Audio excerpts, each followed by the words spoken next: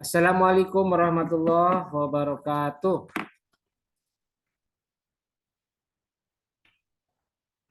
Waalaikumsalam warahmatullahi wabarakatuh. Ada yang jawab. Bismillahirrahmanirrahim. Alhamdulillahirabbil alamin. Wa bihi nasta'in wala umuri dunya waddin. Wassalatu wassalamu ala asyrafil anbiya'i wal mursalin. Sayyidina Assalamualaikum warahmatullahi wabarakatuh. Muhammadin wa ala alihi wa sahbihi ajmain. Rabbis shrahli sadri wa yassirli amri wahlul 'uqdatam min lisani yafqahu qawli, amma ba'du. Baik, perkuliahan hari ini kita buka bersama-sama dengan membaca lafaz basmalah. Bismillahirrahmanirrahim.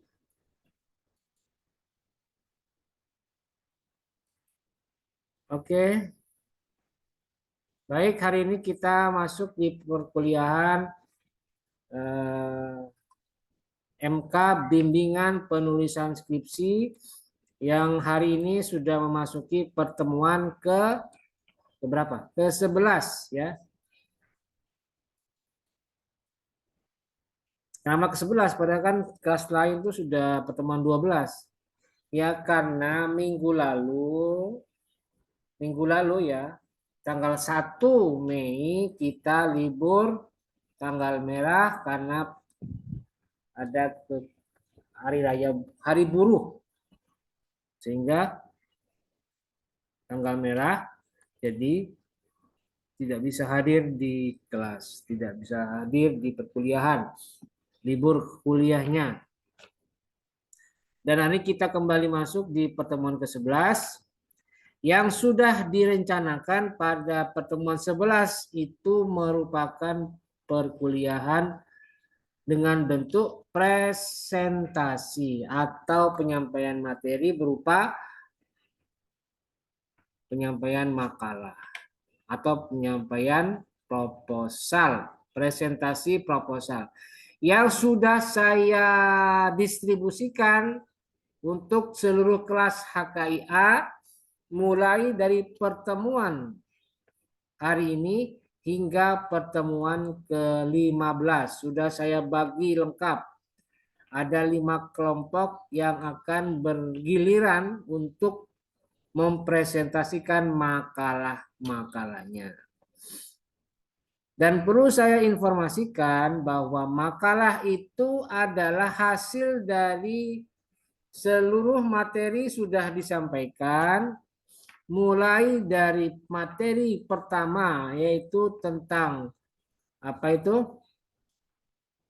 Tentang pengertian karya tulis ilmiah dan jenis-jenisnya, kemudian materi kedua tentang langkah-langkah penelitian, kemudian pertemuan materi ketiga proposal dan desain proposal, kemudian materi keempat organisasi penulisan skripsi, kelima teknik penulisan, dan yang terakhir atau sebelum terakhir keenam prosedur penulisan skripsi, dan yang terakhir adalah pembimbingan, pengujian, dan penilaian. Nah, untuk hari ini hari Rabu tanggal 08 Mei 2024 kita akan memulai sesi presentasi proposal yang sudah saya bagikan daftar kelompoknya di masing-masing kelompok. Dan untuk hari ini presentasinya jatuh pada kelompok 1. Siapakah mereka? Oke, saya bacakan. Jadi suruh baca, suruh jelasin, tidak ada yang gercep. Putri Khotami kurang gercep. Begitu ya, betul ya Putri Khotami ya, kurang gercep.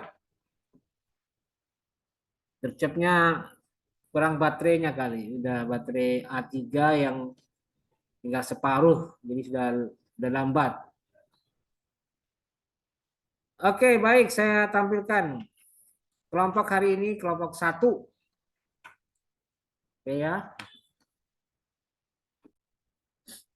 Ini dia ya. Belum muncul. Nah, ini dia. Kelompok 1 hari ini tanggal 8 Mei 2024. Pertama, Nia Sukmawati, Moh Rizky, Munawaroh, Anwar Firmansyah, Putri Novi Ramadhani, dan Muhammad Hakim Nazili. Saya tanya, Mia Sukmawati sudah hadir? Ada orangnya? Mia Sukmawati sudah hadir? Suaranya kok nggak ada? Hadir, Pak. Moh Rizky sudah hadir? Ada belum orangnya? Oke, tidak ada ini. Munawaroh ada orangnya? Mana Munawaroh? Ada, Pak. Ada ya, oke. Berikutnya Anwar Firmansyah, ada orangnya? Hadir? Belum hadir kayaknya. Berikutnya Putri Novi Ramadhani, hadir, ada orangnya? Hadir, Pak. Oke. Dan yang terakhir Muhammad Hakim Nazili, ada orangnya? Hadir, Pak, hadir. Mana orangnya? Ada ya? Oke deh, ya siap. Dan nanti terkait dengan pembagian tugas atau penjadwalan waktunya, nanti akan dibagi per mahasiswa itu 5 menit, kurang lebih presentasinya 5 menit. Dan nanti untuk memandu jalannya presentasi proposal akan saya tunjuk satu nama mahasiswa yang akan menjadi moderator. Tapi sebelum saya tunjuk, saya tanya siapa yang bersedia menjadi moderator? Silakan. Ada yang bersedia melamar? Siapakah dia? Ayo silakan. Putri Khotami, Pak. Yang jawab Putri Novi, bukan Putri Khotami sendiri. Gimana sih? Saya tidak main tunjuk dulu, saya persilakan.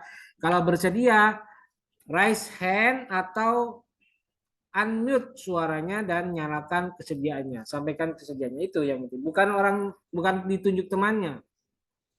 Silakan. Siapa? Putri Khotami bersedia? Ya, Pak, jadi moderator. Tapi ya jangan diam baik. Ngomong ya.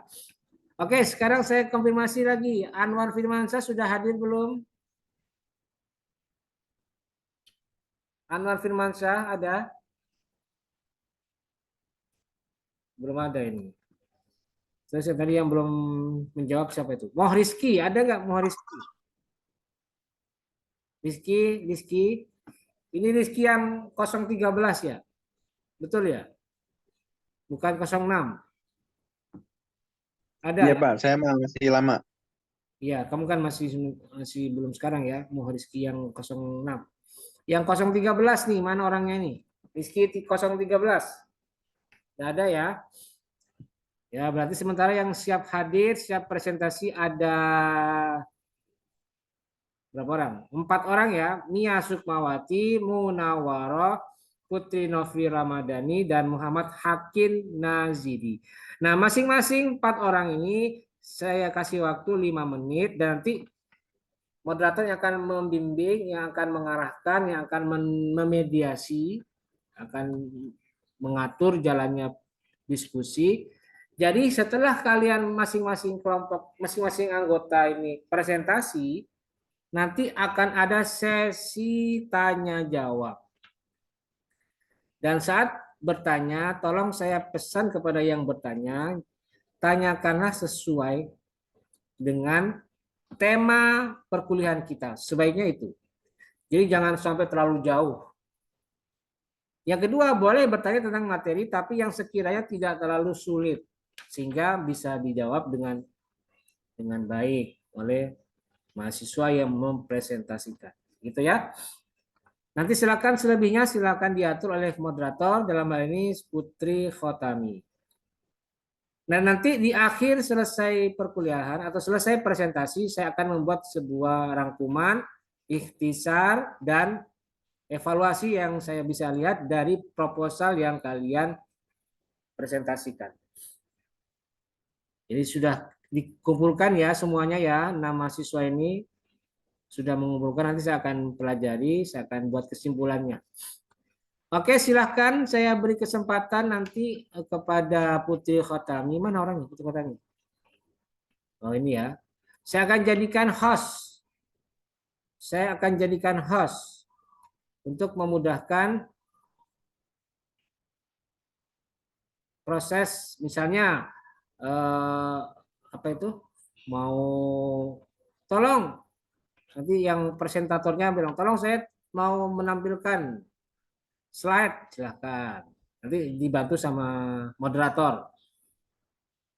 Atau nanti moderator juga bisa menjadi host yang mengatur, oh ini kayaknya enggak ini terlalu ribet, terlalu berisik. Nah, matikan ya. Itu tugasnya moderator, mengatur jalannya presentasi.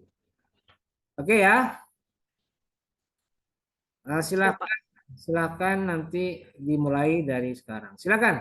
Saya persilakan. Waktunya 30 menit kurang lebih. Oke, silakan. Baik, Bismillahirrahmanirrahim. Assalamualaikum warahmatullahi wabarakatuh. Waalaikumsalam warahmatullahi wabarakatuh. Nama saya Putri Hatami. Di sini saya akan menjadi moderator untuk kelompok 1, moderator untuk seminar proposal dari kelompok 1, yang hari ini berkumpul ialah Muhammad Hakim Nazili, Putri Novi Ramadhani, Mia Sukmawati, dan Munawaroh.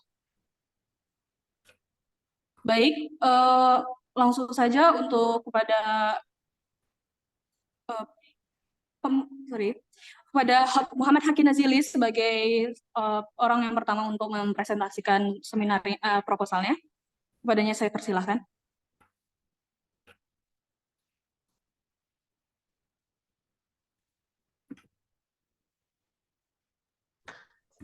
Bentar.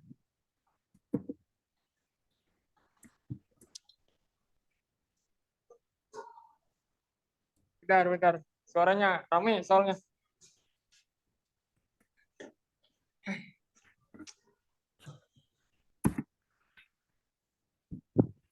Halo, tes, kedengaran? Suaranya masuk. Silakan dimulai. Ada ya. Baik. Assalamualaikum warahmatullahi wabarakatuh. Waalaikumsalam Warahmatullahi wabarakatuh. Alhamdulillah, amma ba'du, yang saya hormati kepada dosen pengampu yang turut berantusias dalam pertemuan hari ini, dan tak lupa pula kepada teman-teman saya yang alhamdulillah ikut juga dalam rangkaian pertemuan perkuliahan pada pertemuan ini. Baiklah, sedikitnya saya akan mempresentasikan hasil daripada usaha saya untuk bisa menyusun daripada tugas mata kuliah ini. Baiklah, perkenalkan dulu, nama saya Muhammad Hakim Nazili dengan NIM 2111030 yang akan sedikit mempresentasikan proposal saya yang berjudul terkait wakaf uang menurut perspektif Madhab Syafi'i dan Maliki.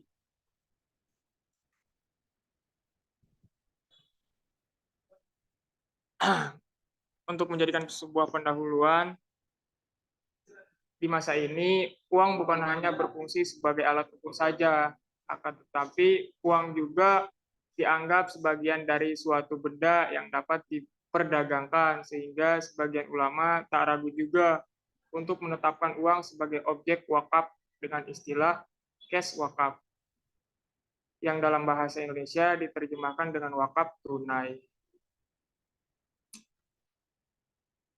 Berdasarkan data yang ada dalam masyarakat juga, pada umumnya wakaf di Indonesia digunakan untuk masjid, musola, sekolah, pokoknya bentuk-bentuk wakaf tanah untuk dipergunakan untuk menjadikan sebuah kemanfaatan bagi manusia. Akan tetapi di sini saya akan sedikitnya mempresentasikan terkait wakaf uang. Wakaf di Indonesia dapat memperdayakan ekonomi umat, maka di Indonesia perlu dilakukannya paradigma baru dalam pengelolaan wakaf. Wakaf yang selama ini hanya dikelola secara konsumtif dan tradisional sudah saatnya kini dikelola secara produktif dan bisa memberikan manfaat seluas-luasnya kepada khalayak umat Islam. Karena memang di sini saya melihat daripada beberapa madhab, maka perumusan masalah yang akan saya angkat yaitu cuma ada dua. Melihat daripada bagaimana pandangan terkait wakaf tunai menurut Imam Maliki, dan yang kedua bagaimana pandangan terkait wakaf tunai menurut Imam Syafi'i. Dan poin selanjutnya yakni fokus dalam penelitian. Untuk menghindari terjadinya kesalahpahaman dalam menginterpretasikan judul yang akan saya angkat sebagai tugas mata kuliah ini, saya akan meneliti dan kekeliruan dalam memahami tujuan penelitian ini, maka perlu adanya definisi operasional agar lebih terarahnya materi yang akan saya angkat.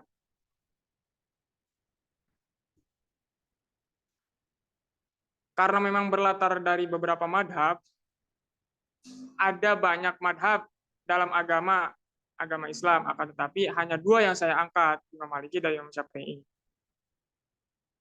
Tujuan penelitiannya yaitu untuk mengetahui bagaimana terkait pandangan wakaf tunai menurut Imam Maliki dan Imam Syafi'i. Manfaatnya itu cuma ada dua bagi saya. Yang pertama itu memperluas wawasan bagi peneliti, itu saya, terkait wakaf dan madhab antar Maliki dan Syafi'i. Karena memang bagi saya belum bisa memahami terkait bagaimana wakaf tunai tersebut di Indonesia. Nah, selanjutnya peneliti terdahulu yang relevan. Sedikitnya saya mengambil daripada judul yang telah saya temukan. Yang pertama itu, yakni perwakapan di Indonesia, yang berisi bahwa alasan penulis untuk memilih topik ini karena Islam senantiasa menganjurkan kepada umatnya yang memiliki harta kekayaannya agar tidak hanya menggunakannya untuk kepentingan pribadi atau keluarganya. Nah, saya tersebut tentulah berbeda dengan penulis yang telah disampaikan tadi. Penulis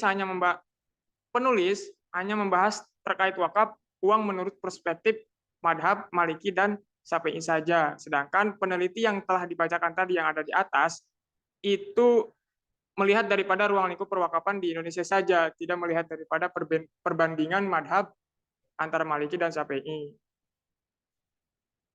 Metode pemikiran. Itu ada beberapa poin. Yang pertama itu ada jenis penelitian, sumber data, dan teknik pengolahan. Jenis penelitian yang digunakan adalah penelitian kepustakaan yang bersifat deskriptif komparatif, yaitu dengan dikaji sejumlah buku, jurnal, ataupun skripsi, melihat daripada skripsi orang. Dan yang kedua ada sumber data. Sumber data yang digunakan dalam peneliti ini meliputi sumber data mulai dari buku, jurnal, dan bahasa pustaka lainnya. Yang terakhir ada teknik pengolahan. Itu ada 2 poin. Identifikasi data, pengumpulan data dari sumber-sumber yang relevan, dan yang terakhir penggabungan data mulai dari buku-buku yang telah saya temukan, maka digabungkanlah dari beberapa definisi tersebut. Yang terakhir ada sistematika pembahasan. Nah, sistematika pembahasan ini adalah runtutan daripada susunan-susunan yang telah saya rangkai. Penyusunan skripsi ini terdiri dari beberapa bab, akan tetapi di sini hanya disebutkan 1 bab saja karena memang tugasnya baru proposal skripsi saja gitu maksudnya. Tidak hanya menginjak kepada bab selanjutnya. Maka di sini saya katakan ada 1 bab adalah bagian pendahuluan yang dibagi menjadi beberapa subjudul. Yang pertama ada latar belakang masalah, rumusan masalah, fokus penelitian, dan tujuan penelitian yang signifikan penelitian. Peneliti terdahulu yang relevan. Lalu kemudian ada metode penelitian dan sistematika pembahasan. Mungkin sedikitnya seperti itu, teman-teman dan Bapak dosen. Waktu sudah tepat, waktu dan layar saya kembalikan kepada moderator. Muhammad Hakin Nazili sebagai presentator pertama pada hari ini yang telah menjelaskan proposalnya dengan sangat baik. Kemudian untuk presentator kedua, yaitu Putri Novi Ramadhani, kepadanya saya persilahkan. Baiklah, terima kasih kepada moderator. Di sini saya ingin mempresentasikan proposal saya yang berjudul Tinjauan Hukum Islam terhadap Pemenuhan Nafkah Suami Penyandang Tunanetra terhadap Keluarga. Studi kasus di Tangerang Selatan. Yaitu yang pertama adalah latar belakangnya. Pernikahan adalah sebuah ikatan jasmani dan rohani antara seorang pria dan seorang wanita sebagai sepasang suami dan istri, dengan tujuan untuk mewujudkan keluarga yang bahagia kekal berdasarkan keimanan kepada Tuhan Yang Maha Esa.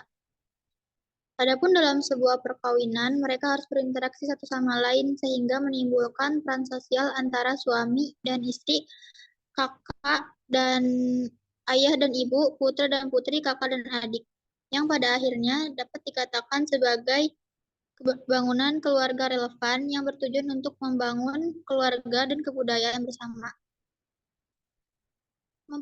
Mempertahankan kehidupannya, budaya umum perkawinan merupakan suatu perjanjian yang sangat kuat antara seorang laki-laki dan seorang perempuan untuk membentuk suatu keluarga, yang pelaksanaannya didasarkan atas kemauan dan persetujuan kedua belah pihak. Oleh karena itu, ibadah merupakan perkawinan bukan dalam arti kewajiban, melainkan hubungan sosial dan kemanusiaan saja yang mempunyai nilai ibadah jika tujuannya adalah untuk mencari keriduan Allah Subhanahu wa Ta'ala. Namun dalam hukum Islam tertulis bahwa perkawinan merupakan akad yang sangat kuat untuk menaati perintah Allah Subhanahu wa Ta'ala. Sementara itu ada dalam Undang-Undang Nomor 1 Tahun 1974 yang menyatakan bahwa perkawinan adalah ikatan jasmani dan rohani antara seorang pria dan seorang wanita sebagai suami dan istri, yang tujuannya adalah untuk mewujudkan keluarga atau rumah tangga yang bahagia dan kekal berdasarkan keimanan kepada Tuhan Yang Maha Esa. Hukum Islam juga menyatakan dan menegaskan bahwa seorang laki-laki dan seorang perempuan bertanggung jawab dalam mengasuh anak-anaknya, dan sesuai dengan pertumbuhan fisik, mental, dan intelektual serta pendidikan agamanya. Jelas bahwa laki-laki dan perempuan mempunyai tanggung jawab yang berat setelah terbentuknya sebuah keluarga. Adapun menurut ulama, pemenuhan nafkah meliputi pembelian bahan pangan yang meliputi bahan pokok atau pakaian dalam bahasa sehari-hari, makanan, dan papan. Membayar makan istri baik berupa makanan maupun pakaian wajib hukumnya. Dalam masyarakat, ketika pasangan yang sempurna jasmaninya menikah, maka peran dan fungsi seorang laki-laki dalam menunaikan tugasnya tidak dapat dipungkiri. Namun, dalam perkawinan antara perempuan normal dan laki-laki tunanetra, wajar saja terdapat perbedaan fungsi dan peran keluarga yang tercipta. Bahkan mungkin ada hal-hal yang tidak terwujud, bisa jadi peran perempuan dalam keluarga berubah menjadi tanggung jawab yang berbeda yang lebih bergantung dibandingkan perempuan yang menikah dengan laki-laki normal.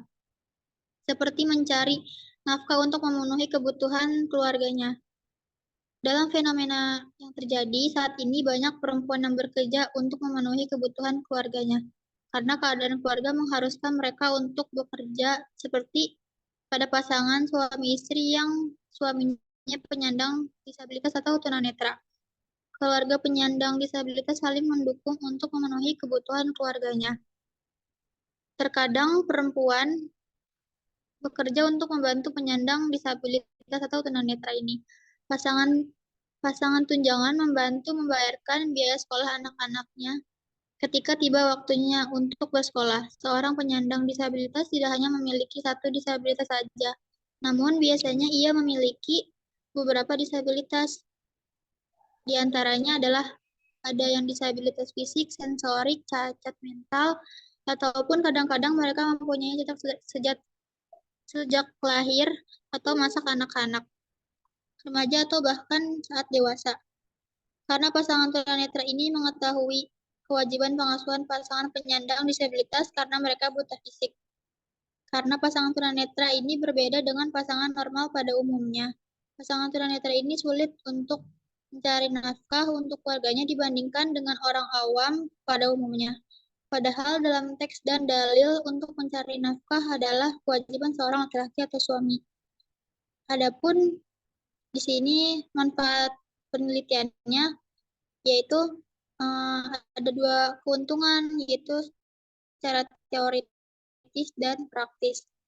Yang pertama, secara teoritis penelitian ini harus memberikan gambaran yang jelas tentang bagaimana kewajiban nafkah seorang pasangan yang memiliki tunanetra.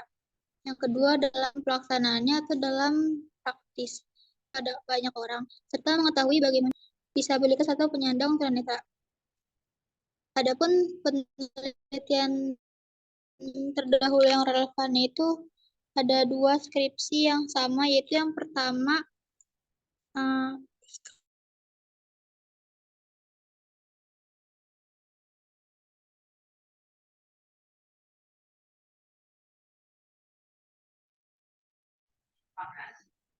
Putri Novi katanya sedang. Kenapa aku berhenti?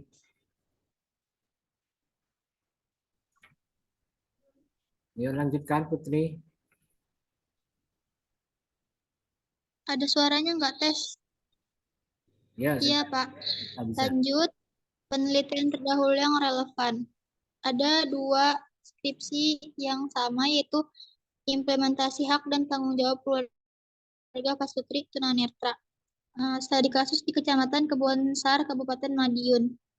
Persamaannya skripsi yang ditulis oleh Alfian Nur Muharram, mahasiswa Hukum Keluarga IAIN Ponorogo Syariah.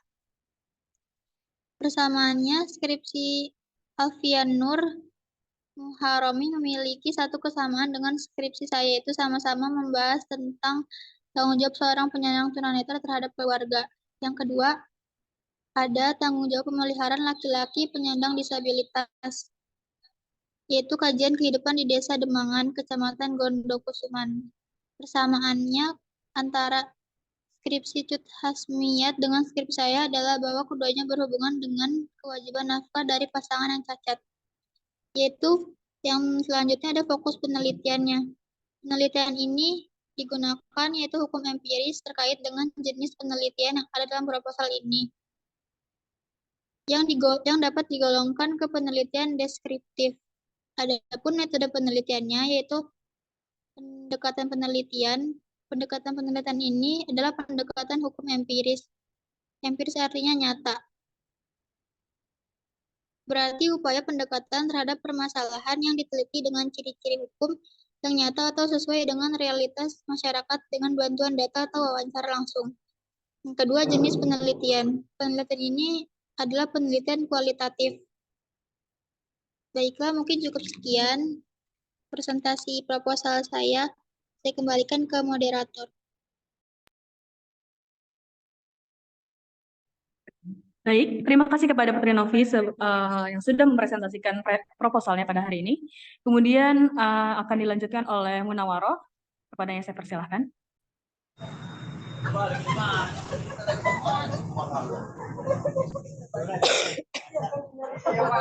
Baik, terima kasih kepada moderator yang telah mempersilahkan saya untuk presentasi proposal ini. Kedengeran nggak suaranya? Suaranya ada tapi kameranya nggak nyala.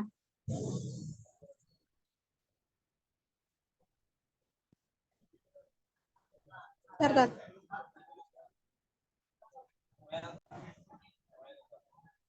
Ada nggak?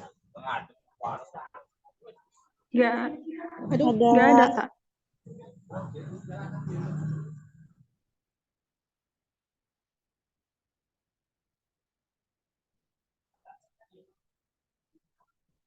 Masih nggak ada, Tah? Ada dari tadi juga. Ada. Ya sudah, ayo mulai aja langsung. Siapa itu? Bismillahirrahmanirrahim. Assalamualaikum warahmatullahi wabarakatuh. Waalaikumsalam warahmatullahi wabarakatuh. Saya Munawaroh dengan NIM 211100011. akan mempresentasikan proposal skripsi saya yang berjudul itu analisis hukum terhadap aborsi dan maslahat bagi keselamatan ibu hamil menurut hukum Islam. Yang pertama itu ada bab 1 pendahuluan. Latar belakang masalah ini itu istilah aborsi disebut juga dengan istilah abortus provocatus.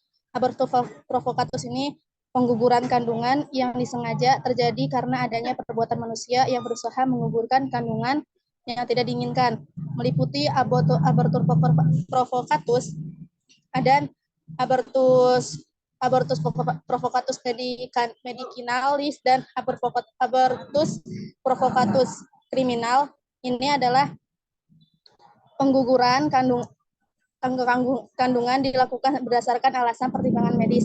Sedangkan provocatus kriminalis yaitu pengguguran kandungan yang dilakukan dengan sengaja dengan melanggar ketentuan hukum yang berlaku.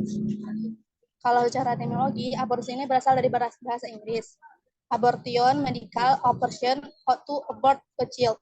Dalam bahasa Latin disebut juga abortus, yang berartikan gugurnya kandungan. Sedangkan dalam bahasa Arab, aborsi dikenal dengan istilah imlas al-jihadi. Secara terminologi, aborsi didefinisikan pengeluaran secara paksa janin dalam kandungan sebelum mampu hidup di luar kandungan. Pengguguran kandungan atau aborsi ini menurut bahasa Latin adalah berakhirnya kehamilan dapat dikeluarkannya janin atau embrio sebelum memiliki kemampuan untuk bertahan hidup di luar rahim, sehingga mengakibatkan kematian. Aborsi yang terjadi dalam spontan disebut dengan keguguran. Namun ada pula pasangan yang terpaksa melakukan aborsi karena adanya resiko bagi ibu hamil, bagi ibu atau janinnya. Kalau menurut Profesor Quraish Shihab dalam bukunya berjudul Perempuan Menggarisbawahi bahwa seorang yang hamil tanpa didahului pernikahan yang sah, lalu menggugurkan kandungannya, maka dosanya dianggap berganda. Menurut dia, para ulama hanya fokus membahas perempuan yang telah sah menikah dan melakukan aborsi karena alasan tertentu. Kalau dalam madhab Hanafi, aborsi hanya diperbolehkan sebelum 4 bulan kandungan. Akan tetapi, bukan berarti pengguguran tersebut tidak mengakibatkan dosa, tetapi dosanya tidak sebesar dosa membunuh manusia. Alasan dilakukannya aborsi yang dapat diterima antara lain apabila sang ibu merasa tak kuat mengandung terlebih melahirkan, baik alasan sakit ataupun lainnya. Sedangkan dalam pandangan mazhab Maliki, aborsi sangat jelas dilarang. Bahkan madhab ini melarang dilakukan aborsi meski umur janin masih kurang dari 40 hari setelah bertemunya sperma dan ovisium. Makanya saya mengambil judul ini yang berjudul analisis hukum terhadap aborsi dan maslahat bagi keselamatan ibu hamil menurut hukum Islam. Perumusan masalahnya itu ada 3. Yang pertama ada apa itu aborsi, bagaimana pandangan Islam terhadap aborsi, bagaimana pandangan Islam terhadap kemaslahatan ibu hamil. Fokus penelitian ini pembahasan mengenai pandangan Islam terhadap aborsi dan maslahatnya pada ibu hamil. Tujuan penelitiannya yaitu untuk mengetahui pengertian aborsi dan hukumnya secara Islam, untuk mengetahui hukum aborsi dalam maslahatnya pada ibu hamil. Manfaat dan signifikasi penelitian ini dapat diterima disetujui salah satu syarat dalam menyelesaikan studi untuk memperoleh gelar sarjana hukum pada Fakultas Syariah Universitas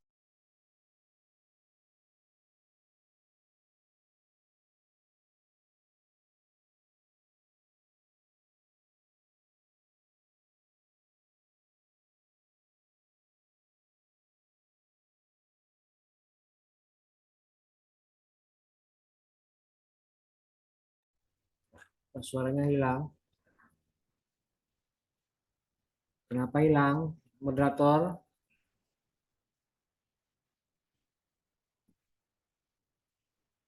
Moderatornya mana ini? Kenapa hilang, Putri?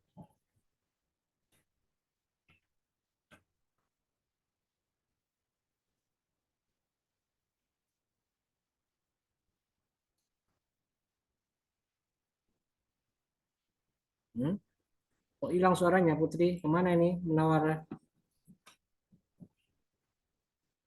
Sepertinya jaringan, Pak. Sudah normal kembali Munawarah, sudah didengar suaranya, sudah kedengaran belum? Ya kalau nggak ada pindah lanjut aja, berikutnya nanti nyusul lagi itu. Silakan. Baik, akan saya lanjutkan. Baik, baik untuk presentator hari ini yang terakhir yakni Nia Sukmawati. Untuk padanya saya persilakan untuk mempresentasikan proposalnya.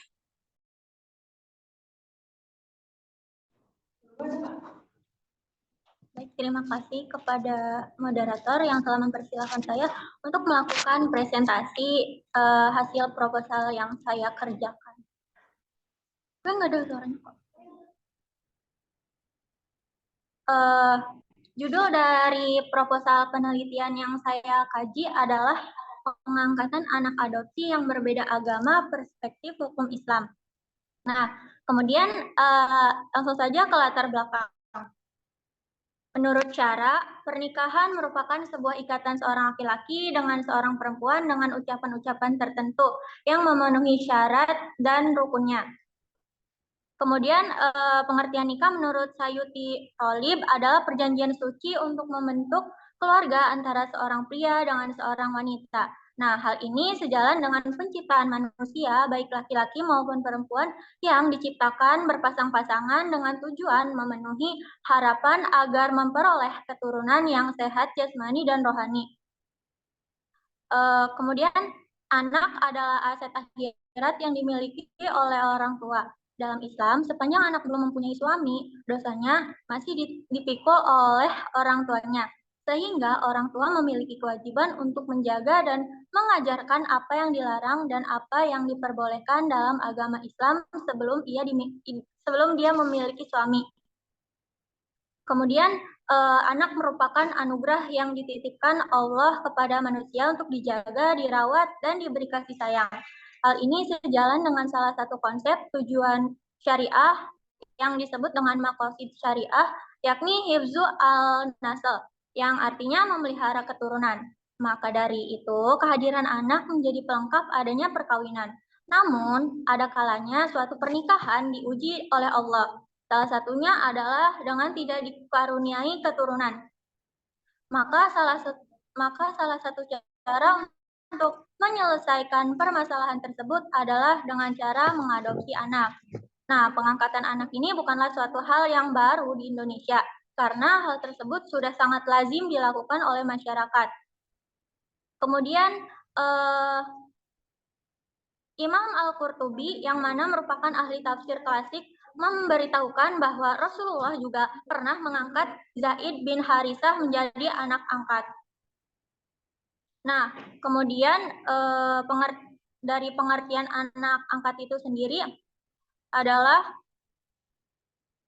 mengambil anak orang lain sebagai anak sendiri dan ia diberi status sebagai anak kandung, sehingga ia berhak memakai nama keturunan atau nasab orang tua angkatnya dan saling mewarisi harta peninggalan serta hak-hak orang lain sebagai akibat hukum antara anak angkat dengan orang tua angkat. Tapi seiring dengan berjalannya waktu atau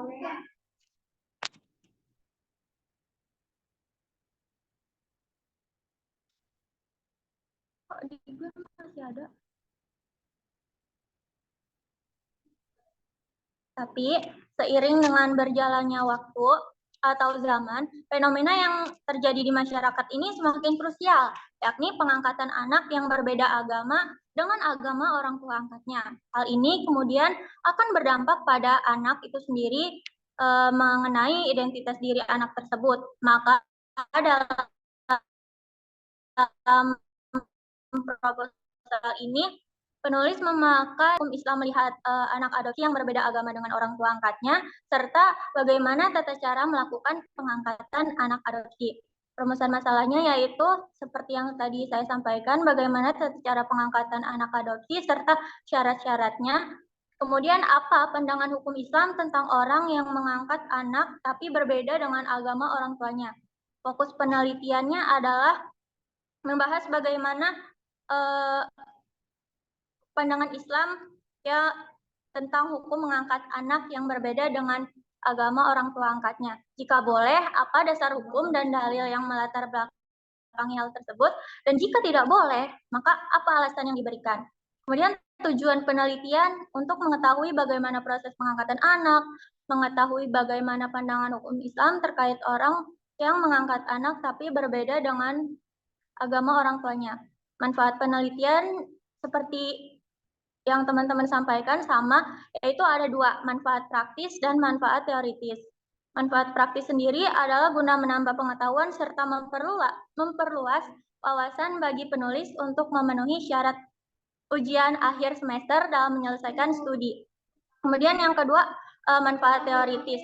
Hasil penelitian ini diharapkan bisa menyalurkan kontribusi ilmiah, memperkaya literatur kepustakaan yang menjadi bahan diskusi, serta menambah pengetahuan.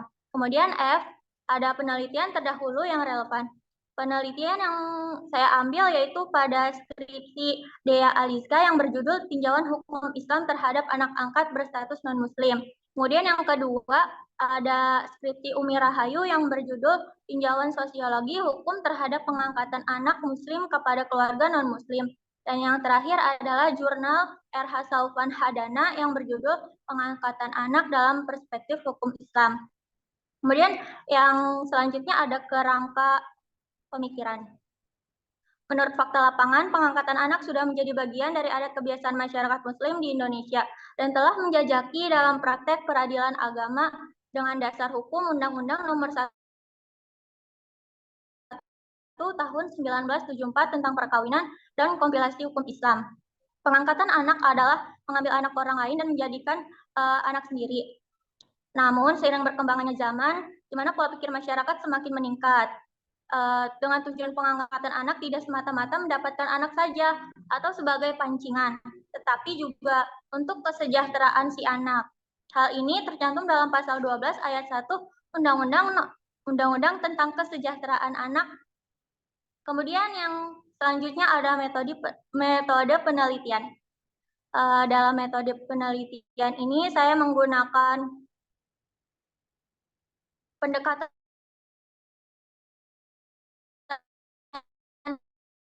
kualitatif dengan metode penelitian. Skripsi ini bersifat normatif, maka peneliti menggunakan data sekunder berupa dokumen-dokumen resmi, berupa buku-buku, makalah-makalah, artikel-artikel, serta yang lainnya.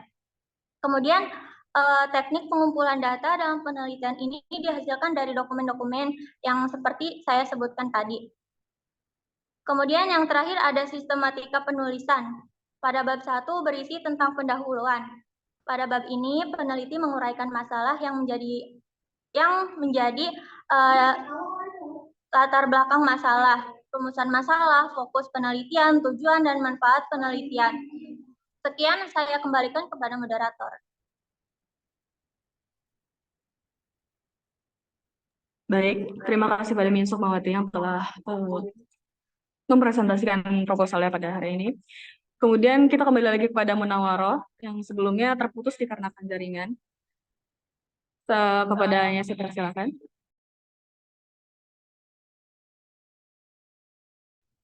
Baik, Bapak Punten sebelumnya tadi kuotanya habis. Oke, siap. Lanjutkan. Diulang apa dilanjutin tadi, Pak? Lanjutkan saja, lanjutkan. Oke, baik. Lanjutan dari yang tadi yaitu manfaat dan signifikasi penelitian. Penelitian ini, peneliti dan penyusun skripsi ini dapat diterima disetujui salah satu syarat untuk menyelesaikan studi memperoleh gelar sarjana hukum pada Fakultas Syariah UIN Banten. Dengan adanya skripsi ini diharapkan dapat diketahui seperti apa hukum aborsi menurut Islam dan apa akibatnya. Hasil penelitian ini diharapkan dapat menambah pengetahuan sebagai rujukan atau referensi dalam melaksanakan penelitian yang sama dan lebih mendalam lagi. Penelitian terdahulu yang relevan, penelitian mengenai aborsi ini dalam hukum pidana telah banyak dilakukan oleh peneliti sebelumnya. Namun dengan pendekatan yang berbeda dalam pengujian datanya agar penulisan skripsi ini tidak terkesan pengulangan, maka penulis perlu menjelaskan beberapa penelitian yang penulis jadikan peneliti sebelumnya. Yang pertama itu dari skripsi di UIN Syarif Hidayatullah Jakarta, karya Nurul Hikmah Ladiani, dengan berjudul Aspek Sosiologis Aborsi Provokatus Kriminalis dalam perspektif hukum Islam. Kesimpulan yang dapat diperoleh dari skripsi ini bahwa aborsi setelah ditiupkan ruhnya adalah haram, tidak boleh dilakukan karena perbuatan tersebut merupakan kejahatan terhadap nyawa yang patut dihormati, yaitu dalam hidup, pertumbuhan, dan persiapan. Oleh karena itu, semakin besar kandungan, semakin pula jenayahnya, tindak pidananya. Skripsi di UIN, yang kedua, skripsi di UIN Sunan Kalijaga, Yogyakarta, karya Mudiono, tahun 2021 dengan judul Aborsi Menurut Hukum Islam, Perbandingan Mazhab Syafi'i dan Hanafi. Kesimpulan yang dapat diperoleh dari penelitian ini bahwa pandangan hukum ulama mazhab Syafi'i dalam menyikapi masalah abortus provokatus terbagi menjadi dua. Yang pertama, ulama mengharamkannya setelah janin berusia 40 hari. Yang kedua, ulama yang mengharamkan sejak awal tumbuhnya janin. Sedangkan ulama Hanafi memperbolehkan aborsi secara mutlak selama 120 hari dengan disertai uzur yang kuat. Kerangka pemikiran, menurut pandangan Islam terkait aborsi ini adalah haram. Mayoritas ulama sepakat bahwa aborsi tanpa alasan medis yang sah adalah haram dalam Islam. Ini karena aborsi mengakhiri kehidupan yang telah diciptakan oleh Allah dan melanggar prinsip pemeliharaan jiwa. Kecuali dalam beberapa kasus seperti ketika kehamilan yang membahayakan nyawa ibu atau ketika ada kecacatan serius pada janin. Beberapa ulama memperbolehkan aborsi setelah pengecualian. Keputusan untuk melakukan aborsi dalam kasus-kasus seperti ini harus dibuat dengan konsultasi medis dan otoritas agama. Metode penelitian yang saya buat ini ada 3. Penelitian ini dalam metode kualitatif. Yang kedua ada pendekatan penelitian. Penulis menggunakan pendekatan perpustakaan, yaitu dengan mempelajari buku-buku, peraturan perundang-undangan, dan berupa metode untuk menunjang penelitian ini. Sumber datanya bahan hukum primer, yaitu fikih Islam Adilatu Wahba Az-Zuhaili, hukum aborsi dan hukum Islam, dinamika etika, dan hukum kedokteran, buku kedokteran. Bahan hukum sekunernya memiliki penulis menggunakan pembahas penelitian ini adalah literatur yang dimiliki hubungan dalam permasalahan penelitian. Yang ketiga, teknik penulisan. Teknik penulisan ini mengacu pada buku pedoman penulisan skripsi Fakultas Syariah UIN Banten. Sistematika pembahasan yang pertama yaitu ada bab 1, penulis menyajikan latar belakang masalah, perumusan masalah, fokus penelitian, tujuan penelitian, dan lain sebagainya. Dalam bab 2, penulis menyajikan tentang pengertian aborsi dan perjanjian aborsi, aborsi pandangan fikih, pendapat dokter tentang aborsi, pendapat imam mazhab yang melarang dan memperbolehkan melakukan aborsi, dasar hukum aborsi dan pengertian ibu hamil. Bab ketiga, penulis menyajikan tentang pandangan hukum Islam terhadap aborsi, hukum aborsi dalam Al-Quran dan hadis, hukum aborsi menurut para ulama dan pendapat mazhab. Yang bab 4, penulis menyajikan tentang aborsi secara umum, pendapat mazhab yang memperbolehkan dan melarang aborsi, dan hasil perdebatan ulama. Yang kelima, bab 5 itu penulis menyajikan tentang simpulan dan uraian. Mungkin itu yang dapat saya sampaikan tentang proposal skripsi ini. Saya kembalikan ke moderator. Terima kasih. Oke. Baik, terima kasih pada Munawwaro yang telah mempresentasikan proposalnya pada hari ini dengan sangat-sangat baik. Kemudian akan saya berikan kepada Anwar Firmansyah sebagai presentator selanjutnya. Kepada saya persilakan. Terima kasih kepada Putri Khotami yang telah mempersilahkan saya untuk mempresentasikan sebuah proposal yang dimana judulnya adalah Hukum Menikahkan Anak Perempuan Luar Nikah oleh Ayah Biologisnya, Perspektif Mazhab Syafi'i. Yang pertama adalah latar belakang.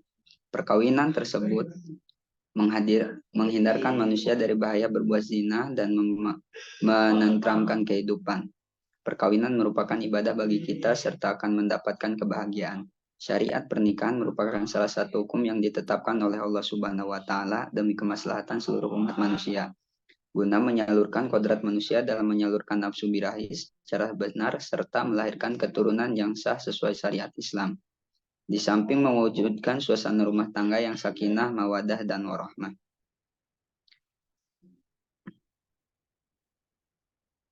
Dalam Islam diperbolehkan berinteraksi atau bergaul, namun ada batasan tertentu sesuai dengan syariat Islam yang mengatur dalam Al-Quran dan hadis. Pergaulan diatur sedemikian rupa agar menghindari hal-hal yang tidak diinginkan atau menghindari terjadinya pelanggaran syariat. Pergaulan tidak terlepas dari etika dalam pergaulan, dilandasi oleh hukum Islam dan mengikat seluruh muslim dalam pergaulannya. Begitu juga yang terjadi marak pergaulan dan bebas sehingga mengakibatkan zina. Terjadinya pergaulan bebas juga disebabkan kurangnya perhatian dari orang tua yang dikarenakan orang tua sibuk sehingga tidak sempat memperhatikan anaknya dengan sepenuhnya. Kemudian setelah terjadinya pergaulan bebas dan juga sampai terjadi zina, maka si anak tersebut harus dinikahkan dengan laki-laki yang telah merusak dirinya. Lalu setelah mereka mempunyai anak dan anak tersebut disebut sebagai dengan anak di luar nikah. Istilah anak luar nikah tidak dikenal dalam UU nomor 1 tahun 1974. Di dalam kompilasi hukum Islam tersebut pada pasal 99 hanya menyebutkan anak sah, yaitu anak yang dilahirkan dalam atau sebagai akibat perkawinan yang sah. Maka dapat dikatakan bahwa anak yang tidak dilahirkan dalam sebagai akibat perkawinan yang sah adalah anak tidak sah. Dalam masyarakat, anak tersebut sering disebut anak haram, anak zina, dan sebagainya. Perkawinan yang sah adalah perkawinan yang memenuhi rukun dan syarat pernikahan dan dicatat di kantor urusan agama. Wali dalam pernikahan ada dua, yaitu wali nasab dan wali hakim. Wali nasab adalah anggota keluarga laki-laki dari calon mempelai perempuan yang mempunyai hubungan darah memperlihat perempuan dari pihak ayah menurut ketentuan hukum Islam, yang termasuk wali nasab yaitu ayah, kakek, ayahnya, kakek, saudara laki-laki seayah seibu, saudara laki-laki seayah, anak saudara laki-laki seayah seibu atau keponakan, anak saudara laki-laki seayah, paman seayah seibu, wali hakim yaitu wali dalam perkawinan yang diserahkan oleh pemerintahan kepada kantor urusan KUA. Anak luar nikah tidak bisa dinasabkan pada ayahnya karena ikatan nasab mereka berdua tidak diiktiraf oleh syariah. Berdasarkan hal ini, wali nikah bagi anak luar nikah adalah wali hakim. Sebagaimana yang disebutkan dalam kompilasi hukum Islam pasal 23 dijelaskan bahwa wali hakim adalah wali nikah yang ditunjuk oleh Menteri Agama atau pejabat yang ditunjuk olehnya, yang diberi hak dan kewenangan untuk bertindak sebagai wali nikah. Seiring dengan perkembangan zaman, masyarakat menganggap ayah biologis memiliki wewenang untuk menjadi wali nikah terhadap anak di luar nikah. Padahal sudah jelas di dalam pasal tersebut bahwa ayah biologis tidak memiliki wewenang terhadap anak di luar nikah. Begitu juga yang terjadi di kota Subulus Salam. Ada yang menjadikan ayah biologis sebagai wali nikah terhadap anak di luar nikah. Poin selanjutnya ada rumusan masalah. Yang pertama, bagaimana nasib anak perempuan luar nikah dalam perspektif mazhab Syafi'i. Yang kedua, bagaimana hukum pernikahan anak perempuan luar nikah oleh ayah biologisnya dalam perspektif mazhab Syafi'i. Apa saja implikasinya pernikahan anak perempuan luar nikah oleh ayah biologisnya dalam perspektif mazhab Syafi'i. Poin yang C ada fokus penelitian. Penelitian ini terfokus kepada analisis pernikahan anak perempuan luar nikah oleh ayah biologisnya dan mengetahui implikasi atau dampak dari perempuan luar nikah tersebut serta pandangan mazhab Syafi'i yang berkaitan menikahkan anak perempuan luar nikah oleh ayah biologisnya dan juga tidak melupakan KHI sebagai dasar hukum bernegara dalam segi keislaman sehingga bisa menjadi pembahasan yang lebih luas karena melihat dari bangkai kenegaraan dan keislaman. Poin yang D yaitu tujuan penelitian. Tujuan penelitian atau pembahasan judul yang pertama ada untuk mengetahui nasab perempuan luar nikah, perspektif mazhab Syafi'i. Yang kedua untuk memahami hukum pernikahan anak perempuan luar nikah oleh ayah biologisnya. Yang ketiga untuk menganalisis implikasi hukum pernikahan anak perempuan luar nikah oleh ayah biologisnya, perspektif mazhab Syafi'i. Poin yang E, manfaat penelitian. Dengan apa yang sudah diuraikan oleh tujuan penelitian, maka dapat diambil manfaat sebagai berikut. Yang pertama, secara teoritis, diharapkan penelitian ini menjadi literatur yang bermanfaat terkhusus dalam khazanah keilmuan dalam aspek akademis dan dari teori di bidang hukum. Keluarga hukum Islam sekaligus menjadi referensi untuk penelitian berikutnya. Yang kedua, ada hasil penelitian ini diharapkan menjadi masukan bagi pembuat kebijakan dalam merumuskan regulasi pernikahan yang lebih komprehensif dan sesuai dengan syariat Islam. Poin yang ke-F yaitu penelitian terdahulu yang relevan. Yang pertama ada skripsi Rini Ningsih 2023 Fakultas Syariah dan Hukum Universitas Negeri Aroniri, Banda Aceh. Judulnya Persepsi Masyarakat Terhadap Hukum Ayah Biologis Menjadi Wali Nikah, Studi di Desa Pelewis, Kecamatan Simpang Kari, Kota Subulu Salam. Yang kedua ada Jurnal Musfufah, Siti Himatul Masfufah 2023 Universitas Gunung Giri, Surabaya menyatakan bahwa Imam Syafi'i berpendapat bahwa hukum perkawinan anak perempuan oleh ayah biologisnya adalah tidak sah. Apabila seorang wanita dan laki-laki luar lahir seorang anak dalam keadaan hidup dan sempurna bentuknya sebelum 6 bulan, sekaligus jika melahirkan anak setelah usia pernikahan lebih dari 6 bulan, akan tetapi wanita tersebut mengetahui bahwa anak tersebut ada sebelum pelaksanaan pernikahan berlangsung, maka anak tersebut tidak bisa dikaitkan nasab atas ayah biologisnya. Poin yang G, kerangka pemikiran. Perkawinan menurut fikih dikatakan sah apabila yang pertama mempelai perempuan halal dinikahi oleh laki-laki yang akan menjadi suaminya. Yang kedua dihadiri 2 orang saksi laki-laki. Yang ketiga ada wali mempelai perempuan yang melakukan adat akad. Syarat ketiga ini dianut Muslim di Indonesia dan merupakan pendapat Imam Syafi'i, Imam Ahmad bin Hambal, Ishaq bin Royhan, Hasan Basri, Ibnu Abi Laila, dan Ibnu Syuburrahman. Yang selanjutnya yaitu poin H, metode penelitian. Metode penelitian adalah cara untuk memperoleh kebenaran dari suatu penelitian dengan cara-cara tertentu. Penelitian berharap dapat memecahkan sebuah permasalahan dengan menggunakan metode penelitian. Yang pertama yaitu studi empiris. Dalam metode ini, peneliti cenderung menggunakan analisis bersikap deskriptif yang dibagi menjadi 2 komponen, yakni sebagai berikut. Ada analisis primer. Analisis primer adalah analisis yang digunakan sebagai patokan argumentatif dengan dasar dari kitab Al-Inayah, kitab pedoman mazhab Syafi'i, yang dijadikan patokan untuk analisis argumentatif pada pembahasan ini. Yang kedua ada analisis sekunder. Analisis sekunder adalah sebuah analisis argumentatif yang digunakan sebagai referensi argumentatif sebagai penopang pembahasan melalui analisis kontradiksi antara argumentasi analisis primer dan sekunder yang didasari oleh berbagai macam jurnal, skripsi terdahulu, KHI, dan undang-undang dan pendapat para ulama. Yang terakhir yaitu sistematika pembahasan. Untuk mempermudah penulisan pembahasan skripsi, maka sistematika pembahasan disusun sebagai berikut. Yang pertama ada pendahuluan.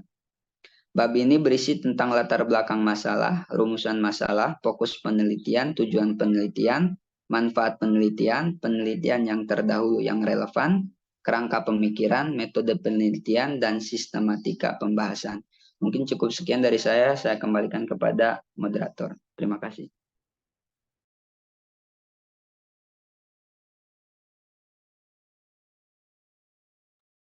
Baik. Presentasi kelompok 1 pada hari ini semuanya sudah disampaikan. Sekarang kita akan masuk ke dalam sesi tanya jawab. Bagi yang ingin bertanya silahkan silakan raise hands atau buka kamera dan mengucapkan nama dan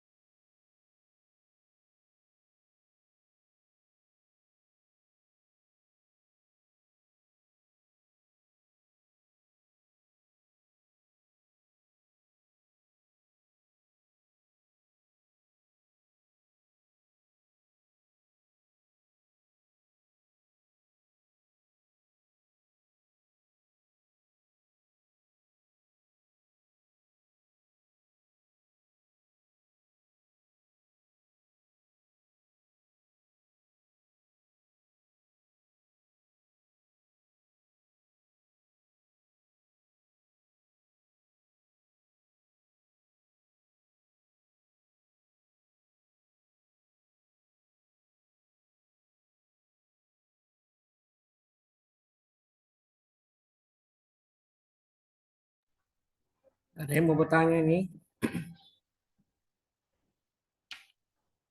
Moderatornya aja matiin video, matiin kamera. Gimana? Teman-temannya ya matiin juga. Gimana sih? Disuruh nyalain video, moderatornya matiin video juga. Yo,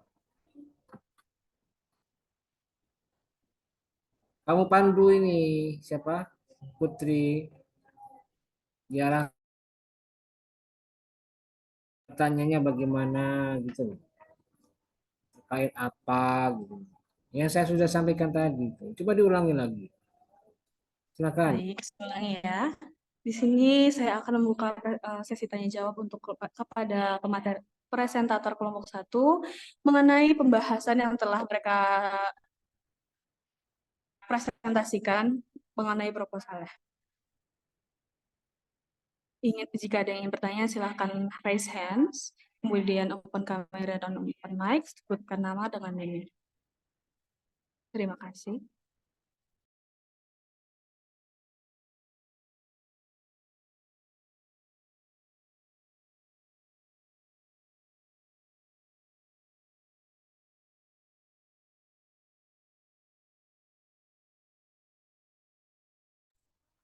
Masih belum ada juga yang mau bertanya.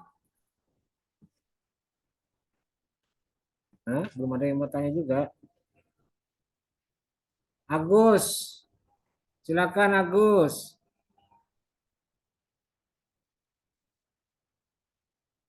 Ada yang mau kamu tanyakan ke teman-temannya? Yuk, 5 presentator dari tadi tuh. Agus Maulana, mana Agus Maulana? Yuk. Hadir Pak, hadir. Cuma hadir doang.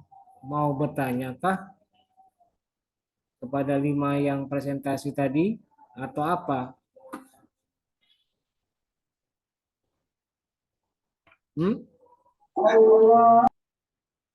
Ramai banget. Fawaz barangkali silakan Fawaz. Yo Fawaz. Tidak ada Pak, tidak ada pertanyaan. Tidak ada. Irfan Fauzi, mana Irfan Fauzi? Tidak ada Pak. Ada. Mila Shifa, mana Mila Shifa? Ya, jangan tidur ini Mila Shifa.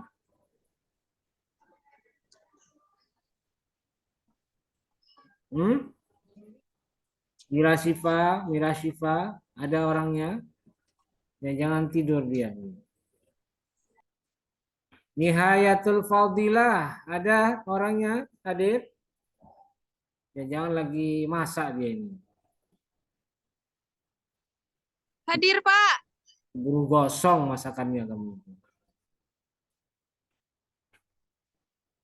Ya hadir ke kenapa? Kenapa udah bertanya? Saya lagi pusing, Pak.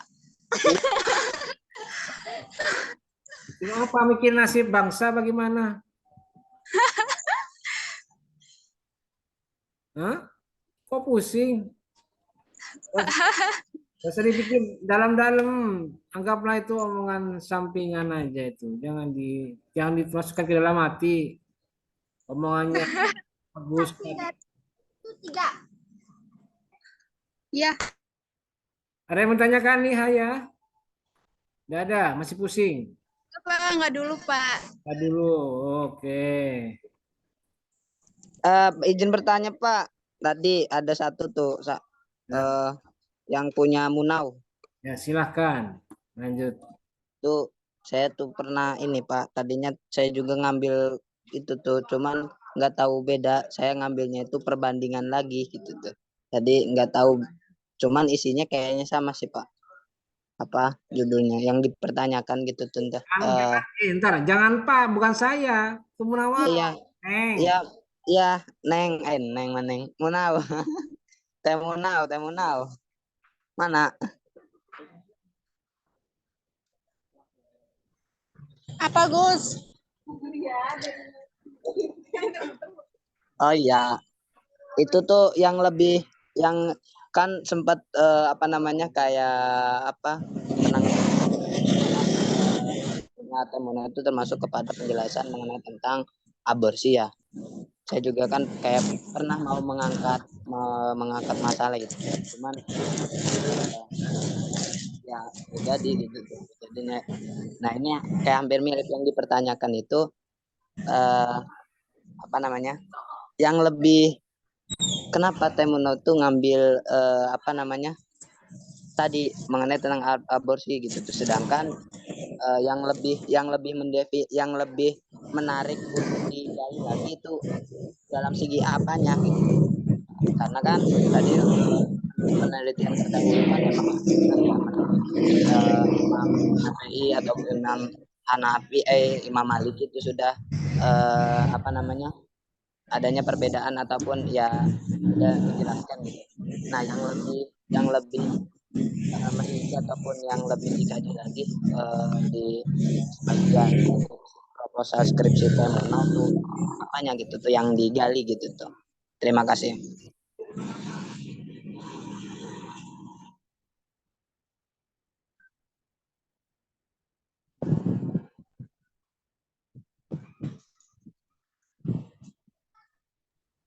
Silakan moderatornya yang ngatur, moderator yang ngatur. Yuk. Izin menjawab langsung nggak apa-apa ya? Oh, silakan. Berisik nggak suaranya?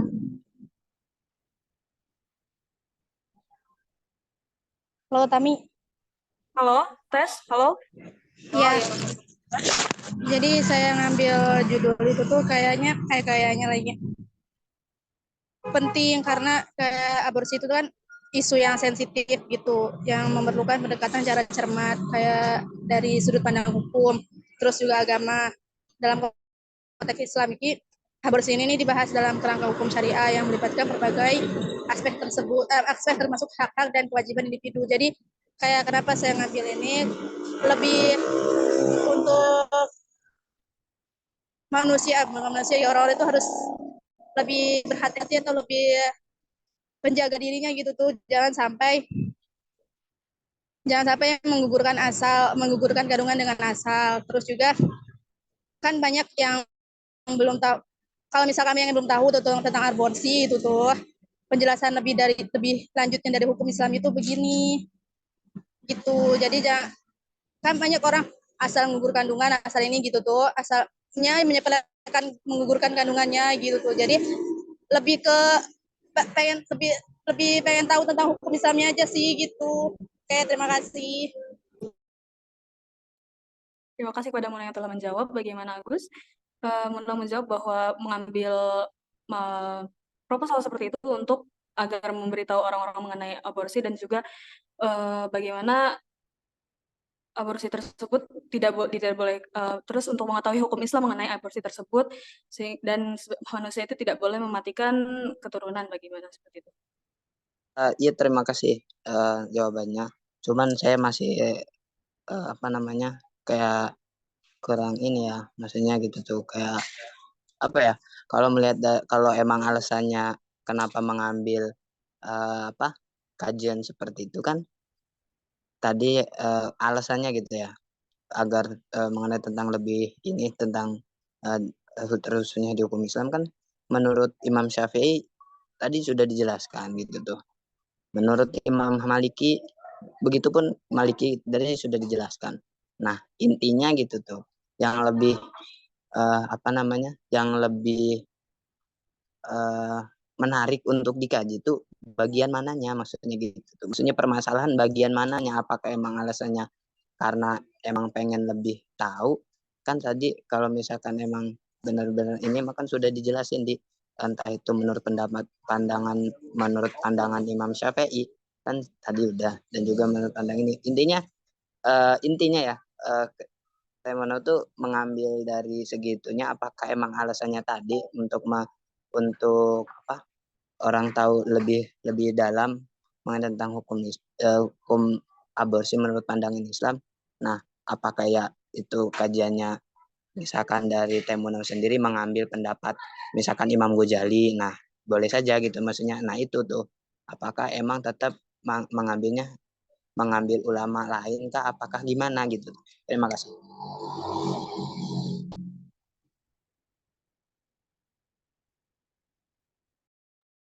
terima kasih Agus jadi Agus bertanya kan mungkin apa yang bikin unik gitu dibanding penelitian lainnya seperti itu atau menggunakan apa menurut hukum Islam atau apa namanya seorang ahli lain begitu mungkin Gus?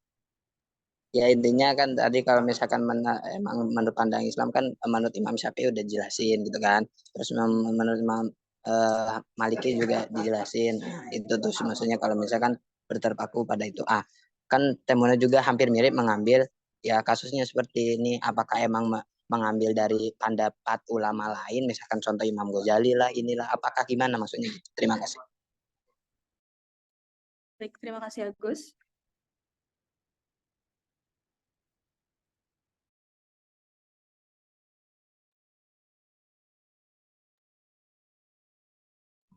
Ya izin jawab lagi ya.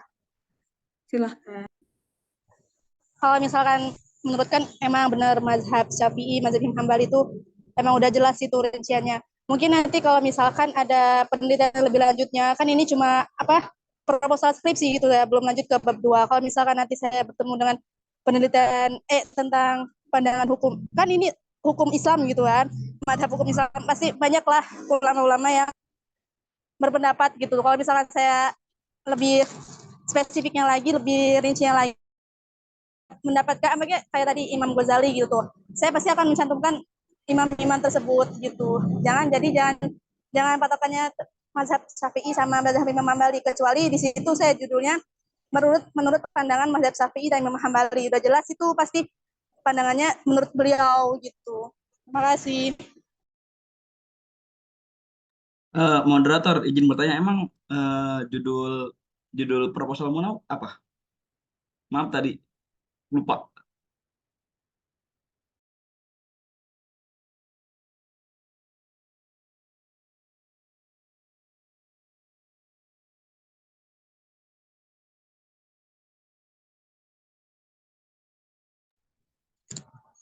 Judulnya analisis hukum terhadap aborsi dan maslahatnya bagi keselamatan ibu hamil menurut hukum Islam.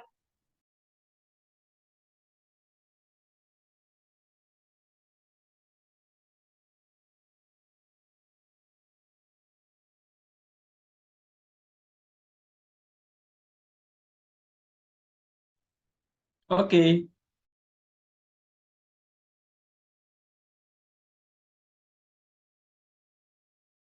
Dengeran gak Gis tadi?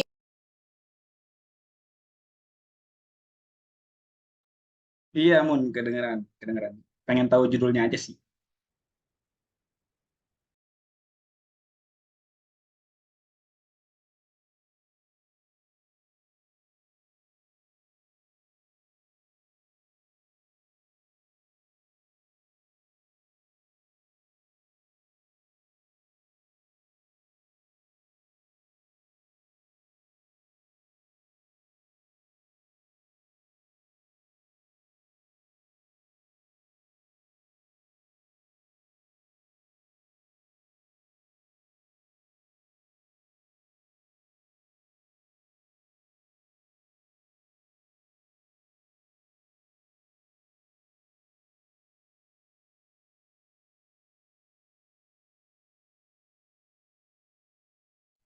Gimana? Sudah kok diam baik? Sudah atau belum? Udah ada bergerak. Ada lagi yang ingin bertanya kepada kelompok 1 mengenai pembahasannya?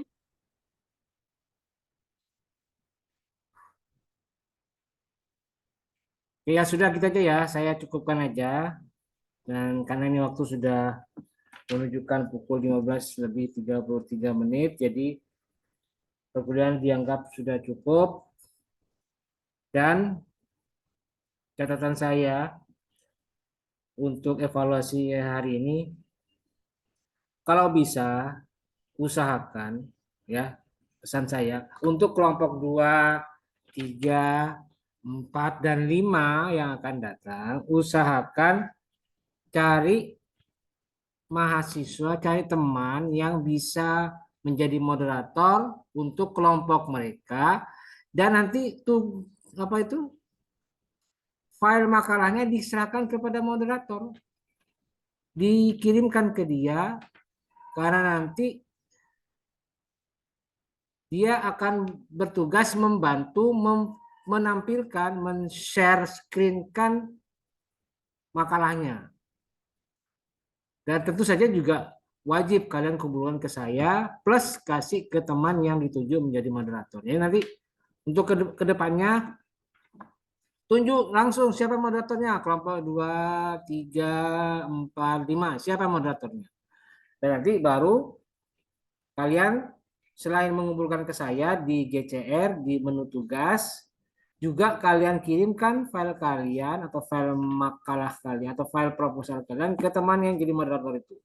Supaya nanti moderator bukan cuma sekedar mengatur lalu lintas diskusi, tapi juga mengatur, membantu menampilkan presentasi proposalnya, ditampilkan di share screen. Jadi biar tidak bingung teman-teman kalian, seperti apa itu tulisan kalian tentang makalah proposal. Sebab kan proposal itu kan harus detail, dilihat wujudnya bagaimana. Sementara ini kan mata kuliahnya bimbingan penulisan skripsi, bukan mata kuliah metodologi penelitian hukum. Jadi kalau bicara teori, bicara konsep, bicara aspek teknis dari konsep yang mau dibahas, itu mungkin cocok kalau di MK metode penelitian hukum. Tapi kalau di sini mungkin lebih cocoknya kalau bicara teknis penulisan. Gitu. Karena kita ini MK-nya bimbingan penulisan skripsi. Jadi kalian juga harus kritisi itu. Cara misalnya tadi si Mia Sukmawati, cara dia menulis footnote bagaimana, cara dia menulis judul bagaimana, apakah sudah sesuai atau belum. Atau misalnya kayak Anwar Firmansyah, bagaimana cara dia menulis ayat, bagaimana cara dia menulis teks Arabiknya, apakah sudah sesuai atau belum, gitu. Nah, kalau tidak ada tampilan makalah atau proposalnya kan jadi kesulitan. Jadi seperti itu ya. Ini evaluasi saya untuk presentasi hari ini. Dan saya mengapresiasi apapun yang kalian tulis, karena saya tidak melihat pada aspek teorinya, tidak melihat pada aspek konsepsinya, tidak pada aspek kerangka teoritisnya. Karena itu sudah saya anggap kalian benar. Tapi saya lebih fokus pada cara kalian menulis dan menggunakan pedoman penulisan karya ilmiah. Dan saya lihat ya, tadi misalnya kayak Mia Sukmawati, kemudian Munawaroh, kemudian Anwar, Hakim juga sama, kemudian Putri Novi juga kayaknya sama. Saya masih melihat ada yang tetap menggunakan istilah bab, ya, betul ya? Coba saya minta kepastian, betulkah ada di antara kalian yang menulis bab? Ada enggak? Munawaroh, Hakim, Novi, Mia? Hah? Yakin? Benarkah pernyataan saya ini? Munawaroh, mana Munawaroh? Munawaroh, Iya, Pak. kamu menulis bab ya? Iya, Pak. Putri Novi? Tulis, Pak. Nah, Bab 1. iya bab 1 kan ya. Terus Hakim menulis enggak? Hakim. Mana Hakim? Menulis, Pak, menulis. Menulis kan ya. Anwar menulis enggak? Atau enggak? Mana Anwar? Anwar Firmansyah, halo. Ada? Suaranya mana Anwar? Udah hilang. Ini Anwar juga sama. Anwar, terus Mia Sukmawati juga, betul? Betul, Pak. Hampir semuanya itu proposalnya menulis bab 1. Padahal ini bukan skripsi, belum masuk kategori skripsi, baru proposal. Sedangkan yang namanya proposal hanya ada poin A besar, A, B besar, C besar, dan seterusnya. Belum ada bab. Jadi tolong diperbaiki. Cara penulisan proposal harus A besar, B besar, dan seterusnya. Dan saya juga punya evaluasi, tapi sudahlah waktunya udah mepet, jadi saya anggap sudah bagus, tinggal perbaikan-perbaikan. Misalnya cara menulis rumusan masalah, kemudian cara menulis footnote. Ingat ya, footnote itu harus ada aturannya. Silakan buka lagi pedoman penulisan footnote atau catatan kaki. Masih ada yang salah-salah ini. Ya, tolong diperbaiki. Dan tolong juga nanti ke depannya untuk kelompok 2, 3, 4, dan 5 tunjuk satu orang menjadi moderator kelompok ini. Usahakan ganti-ganti setiap pertemuan ya. Dan nanti kalian kumpulkan file kalian ke saya satu. Di GCR ada tugas sesuai kelompoknya. Kumpulkan tugasnya. Dan kedua, kumpulkan juga ke teman yang jadi moderator. Dan nanti temannya di moderator, siapkan laptop untuk proses menjadi moderator ketika MK bimbingan penulisan skripsi ini gitu. Sehingga dia mudah, kalau punya laptop kan mudah. Mudah apa? Mudah menampilkan lampiran proposal begitu ya. Saya kira itu ya evaluasi dari saya ya, untuk perkuliahan kita pada hari ini. Semoga bisa dipahami dengan sebaik-baiknya. Dan saya akan memberikan nilai 100 untuk 5 presentator pada hari ini. Alhamdulillah. Saya beri nilai 100. Kecuali yang belum presentasi. Mau Rizky itu masih belum nongol dari tadi. Kemana orangnya? Kalau sampai nanti tidak presentasi ya nilainya kurang. Dan nanti berpengaruh kepada nilai akhir MK bimbingan skripsi. Oke, saya kira itu. Saya ucapkan terima kasih atas partisipasi kalian dan semoga ini bisa menjadi catatan evaluatif buat kalian di kelompok-kelompok berikutnya. Dan yang belum absen, silakan. Ini sudah waktunya habis ya. Jadi ini total yang absen ada 28. Mudah-mudahan sama ya dengan yang hadir di sini. Oke, saya kira itu. Dan mari kita akhiri perkuliahan hari ini dengan bersama-sama membaca lafaz hamdalah. Alhamdulillahirrahmanirrahim.